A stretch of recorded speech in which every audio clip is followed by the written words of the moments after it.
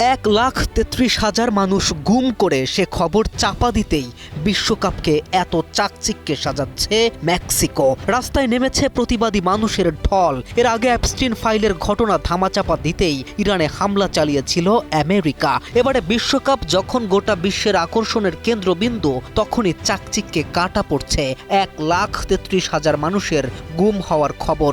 মানবতার বার্তা দেয়া দেশগুলোর হাতেই যেন ক্ষত বিক্ষত হচ্ছে মানবতা রোজ। মেক্সিকো সিটিতে 2026 ফুটবল বিশ্বকাপের উদ্বোধনের আগে শিক্ষকদের আন্দোলন তাই আর নীরব থাকেনি। ন্যায্য অধিকার আদায়ের লক্ষ্যে রাস্তায় আরও জোরালো অবস্থানে সবচেয়ে সম্মানিত পেশাজীবী এই মানুষগুলো। 9 জন শিক্ষক সংগঠন national coordinator of education worker এর সদস্যরা বিশ্বকাপ উদ্বোধনী অনুষ্ঠানের ভেন্যুর দিকে মিছিল নিয়ে অগ্রসর হলে পুলিশ ট্রেলার, ক্রেন ও ব্যারিকেড বসিয়ে তাদের পথরোধ করে। এ সময় কিছু বিক্ষোভকারী ট্রেলারে গ্রাফিতি লেখে। মুহূর্তেই অশান্ত হয়ে ওঠে শান্ত শহর।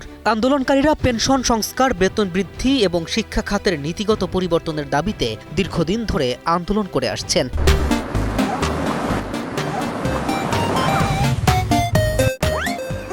তাদের অভিযোগ, সরকার সংলাপের কথা বললেও শিক্ষকদের সঙ্গে কার্যকর আলোচনা হচ্ছে না। তাদের উদ্দেশ্য সংঘাত নয়, বরং দাবি আদায়। এদিকে প্রেসিডেন্টের পক্ষ থেকে জানানো হয়েছে আন্দোলন দমন করা হবে না এবং বিশ্বকাপের উদ্বোধনী অনুষ্ঠানও নির্ধারিত সময়ে অনুষ্ঠিত হবে।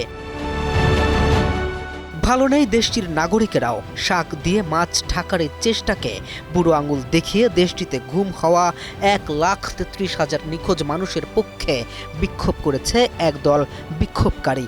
অভিনব কায়দায় গ্রাফিতি এঁকে করা বিক্ষোভ আন্তর্জাতিক মিডিয়াগুলোর টক অফ দ্য টাউনে। প্রাণের চেয়ে তো বড় নয় কিছুই, হোক সেটা বিশ্বকাপ বা অন্য কিছু। এখন প্রশ্ন উঠছে, বিশ্বকাপের এই জমজমাট আলোর ঝলমলে দুনিয়ার আবডালে কি চাপা পড়ে যাবে লক্ষাধিক প্রাণ? K M Rafin, news 24।